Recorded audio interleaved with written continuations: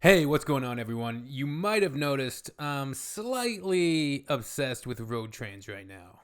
And it turns out road trains aren't only used in Australia. I did a little bit of research, and they're also used in northern Canada, northern British Columbia, places that are very sparsely populated in a similar fashion to or at least similar reasons to why they're used in the Australian Outback. And I just think these things are awesome, man. Check this out. Volvo trucks, 175 tons road train through the Australian Outback. Driver's World. I guess this is a little segment on a specific road train. Look at the description here. Maxine Taylor, 52, keeps her family tradition alive, driving a 175-ton rated road train across the Australian Outback in 48-degree temperatures. Hopefully that cab is nice and air-conditioned. Her father and her husband both now passed away. Had the same profession. Oh, damn. She said, quote, "I think my husband would be very proud," adding that her father also drove a Volvo. So it's very close to my heart. 6 days a week for 8 weeks in a row, she makes an 800-kilometer round trip to pick up manganese? I'm not sure what that is. What is manganese? After the 8 weeks have passed, she gets 2 weeks off before starting it all over again. Damn. 2 months off, 2 months on, 2 weeks off. That's a brutal shift. Good on her. I hope she's getting paid bank. Manganese is a chemical element, a transition metal. Okay, so she's transporting that. All right, let's check it out. Yeah. Come rest your weary head. It's hard giving life to dead. My husband got me into driving road trains because he was sick, and so I could look after myself financially. Damn, he was sick, and then he passed away, and he got her into driving road trains. Even though he's not around anymore, I really think that I drive for him. There's not too many women that work out here. There's only Don't do this to me. Female that I've seen driving the road trains. It is a challenge every day. I enjoy it.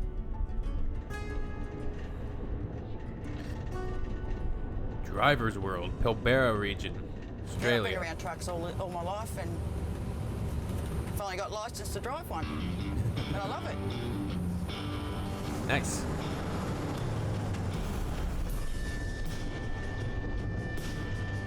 A lot of them don't believe me that I drive road trains, especially people that I meet for the first time. They just go, "Wow, you don't look like one." And what does a road train driver look like? Good on you, Maxine. We fuel them up every day and do pre-start checks. They've got to keep going 24/7. Yeah, it feels good going out to the mine to get another load. It's an absolute unit. An absolute unit. We do a rolling shift here, so when your truck comes in, they give you a call about an hour and a half out before it gets here, and you jump in the truck, go and tip off at Utah and come back and go out to the mine and load again. Providing everything goes really good, it's usually 12, 13 hour day. It's extremely hot. Long days. Humidity, I couldn't believe the humidity here. It's so different to Brisbane, even though the humidity's bad there, but it's worse here. It's like being in a sauna twice over. It's got 4 trailers on that unit. 48 yesterday it was, and it's 35 right at the moment. You got to see it to sort of believe what it's like here and live it. I gotta say, 48 Celsius sounds wild. I've definitely never been in heat. The hottest I've been in is probably 40 Celsius, and that was pretty insane. And that was here. That was here on Vancouver Island. We got up to 40 degrees. But as most of us do. Climate change. You know, drivers. Most of the time out here, though, you're travelling on your own. You don't really travel in pairs or anything like that because you're so far apart from each other. The only trucks that you really see are the ones that are coming in the opposite direction. But yeah, give them a play wave. Music, or you have something to eat, or look around, look at the wildlife. So you got camels out here as well, pigs, dogs, dingoes. Pigs, dogs, and dingoes. It does get a bit lonely, but you talk to the other drivers over the radio. Everybody gets on really well. And we have a barbecue one night, have a few drinks, joke around, laugh. We're just like a big family. That you stop or you break down, whatever, they call you up, you got enough water, you got enough food, or they'll stop and try and help you. They're good. Lots of respect. I think it's a great job, especially when you're heading back in after you've got your weighbridge docket, you're going to get paid, going to go back home. It's a good feeling. And I feel probably close to my husband. And I think he'd be very proud of what I do. Why is that so beautiful? You're gonna make me cry.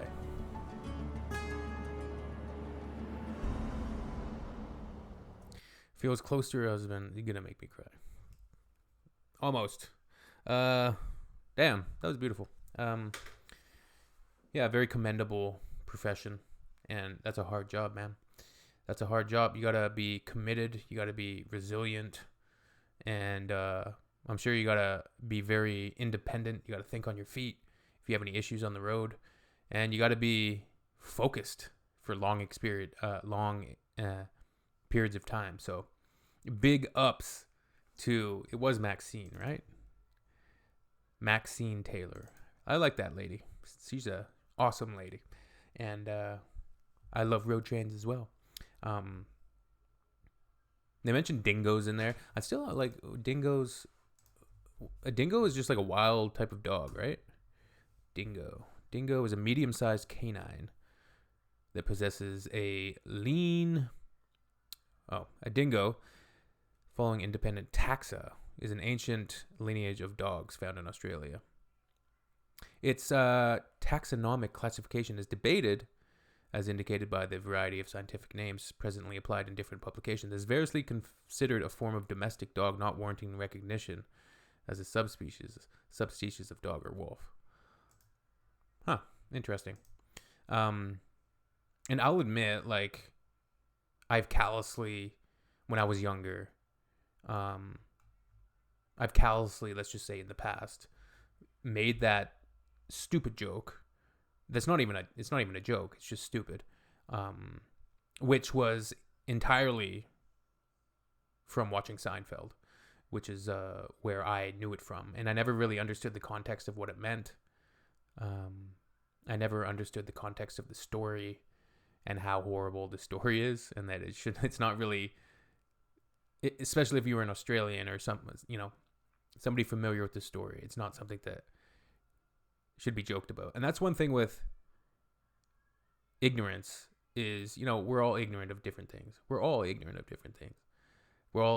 different things about people. It's like she said, when she told people that she's a road train driver, some of them would say, "What? No, I don't believe you. You don't look like a road train driver."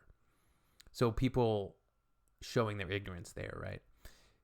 But the measure of character in a person, I think, is whether or not they have the humility within them to recognize their ignorance and be willing to come to the table and learn and have a learning moment and be willing to,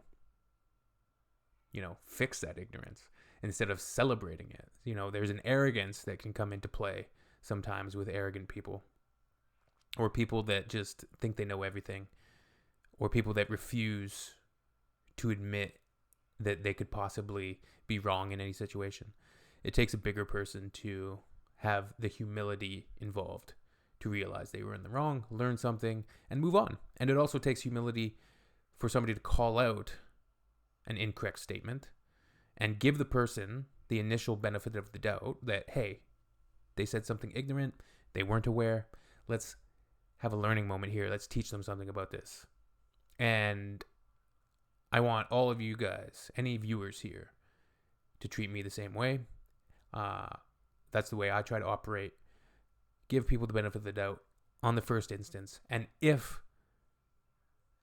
according to everything that you know about them, they deserve the benefit of the doubt, as opposed to some other people, such as certain politicians or certain people that you're aware that they're somebody who celebrates that ignorance or has a certain arrogance about their ignorance. So there's a difference.